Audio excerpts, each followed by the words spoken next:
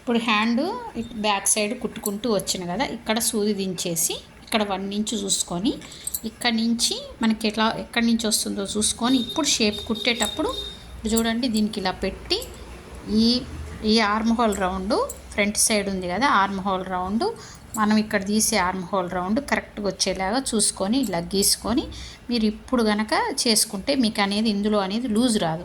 ఇప్పుడు మీకు arm hole round ఏమో ఇక్కడ ఉంటుంది, మీరు ఇక్కడెక్కడో పైన ఎక్కువ తీసిరనుకోండి ఇందులో లాగినట్టు అయింది, ఇందులో ఏమో లూజ్ వస్తుంది.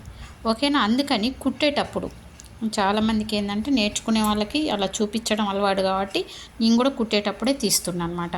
ఇప్పుడు తీసిరనుకోండి మీకు కరెక్ట్ ఫిట్టింగ్ అనేది వస్తుంది. ఇప్పుడు ఇది ఇంకా న్యూ మెథడ్ కటింగ్ కదా, అసలు ఇది ఎంత నీట్గా వస్తుంది అంటే అంత నీట్గా వస్తుంది అనమాట. చంక లోపలికి ఇలా వెళ్ళినట్టుగా వస్తుంది అనమాట, పట్టినట్టు ఉంటుంది.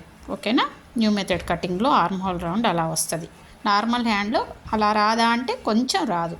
ఓకేనా?